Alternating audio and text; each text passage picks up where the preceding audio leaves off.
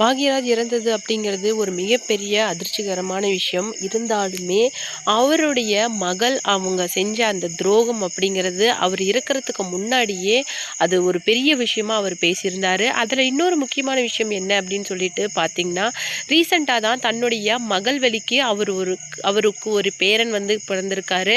தன்னுடைய மகள் செஞ்ச எல்லா விஷயங்களையும் மறக்க வைக்கிற மாதிரி நிறைய விஷயங்களை அவருடைய பேரன் செஞ்சு அவர் பார்த்துருக்காராம். அவருடைய அந்த சின்ன சின்ன விஷயங்கள் அது மட்டும் இல்லாமல் அவர்கிட்ட தான் அவர் அதிகமாக அட்டாச் ஆகியிருப்பார் அப்படிங்கிற விஷயத்த சொல்லியிருக்கிறாங்க. இருந்தாலுமே அவருடைய மகள் செஞ்சது அவரை மனதளவில் பெரிய அளவுக்கு பாதிச்சிருக்குது. இன்ஃபேக்ட் அவருடைய முதல் அட்டாக்கே வந்ததுக்கு காரணம் அவங்களுடைய மகள் செஞ்ச அந்த விஷயம்தான். அதை பற்றி தான் இந்த வீடியோவில் டீட்டெயிலாக பார்க்க போகிறோம். வீடியோவுக்கு உள்ளே போகிறதுக்கு முன்னாடி நீங்கள் நம்ம சேனலுக்கு புதியவராக இருந்தால் மறக்காமல் சப்ஸ்கிரைப் பண்ணிக்கோங்க. தன்னுடைய மகள் வந்து யாரையோ ஒருத்தரை லவ் பண்ணியிருக்காங்க. அது மட்டும் இல்லாமல் எனக்கு யாரும் வேணாம், அவர் தான் வேணும் அப்படிங்கிற மாதிரி அந்த விஷயத்தில் ரொம்பவும் ஸ்ட்ராங்காக இருந்திருக்காங்க. அந்த விஷயமே பூர்ணிமா பாக்யராஜாக இருக்கட்டும், இல்லை பாக்யராஜுக்கும் ரொம்ப பெரிய மன வருத்தத்தை கொடுத்துருக்கு. அவரே ஒரு இன்டர்வியூவில் என்ன சொல்லியிருக்காங்க அப்படின்னு பார்த்தீங்கன்னா, பணம், மதம், ஜாதி, பொருள் இதை எல்லாத்தையும் தாண்டின ஒரு விஷயத்த அவ எங்களுக்கு செஞ்சிட்டா அப்படிங்கிற மாதிரியும் மனம் வருந்தி சொல்லியிருந்தாங்க. அது மட்டும் இல்லாமல் எங்களுடைய பொண்ணு இப்போ எங்கள் கூட இல்லை, அது மட்டும் இல்லாமல் அவள் எங்கேயோ இருக்கா அப்படிங்கிற ஒரு விஷயமே எனக்கு ரொம்பவும் நெருடலாக இருக்குது.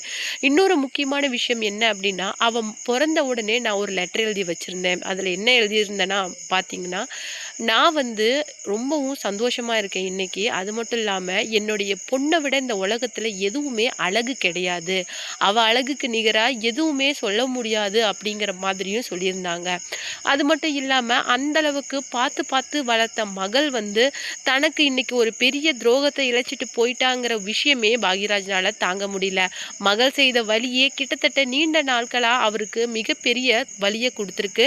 இன்ஃபேக்ட் அவருடைய ஃபர்ஸ்ட் அட்டாக் கூட அதில் தான் வந்திருக்கு அப்படிங்கிற மாதிரியும் சொல்லப்படுது. அதுக்கப்புறமேலு அவர் அந்த கோபத்திலேருந்து வெளியில் வர ரொம்பவும் ட்ரை பண்ணியிருக்காராம். ஆனால் அது அவரால் முடியலையாம். மகனை விட மகள் மேலே அளவு கடந்த பாசத்தை அவர் வச்சிருக்காரு. அது மட்டும் இல்லாமல் அவங்க ப்ரெக்னெண்ட்டாக இருக்காங்க அப்படிங்கிற விஷயத்த கேட்ட உடனே பூர்ணிமா பாக்யராஜ் வந்து மகளை ஒரு தடவை பார்க்கலாம் அப்படின்னு கேட்டதுக்கு எந்த விதமான பதிலும் சொல்லாமல் மௌனமாக இருந்திருக்காருங்க. அது மட்டும் இல்லாமல் மகளையும் பேரனையும் கொஞ்ச நாள் தங்கள் கூட வச்சு பார்த்துருக்குறாங்க. அது மட்டும் இல்லாமல் என்னதான் இருந்தாலும் மகளோட வாழ்க்கை இப்படி ஆயிடுச்சு அப்படிங்கிற விஷயம் அவருடைய இறப்பு வரைக்குமே மிகப்பெரிய ஒரு கஷ்டத்தை கொடுத்துருக்கு. சாந்தனு மற்றும் கீக்கியோட வாழ்க்கை அப்படிங்கிறது ரொம்ப அழகாகவும் அற்புதமாகவும் இருந்தாலும் மகளை பற்றின கவலைங்கிறது பாக்யராஜுக்கு இறக்குற அளவுக்கு மிகப்பெரிய துன்பத்தை கொடுத்துருக்கு.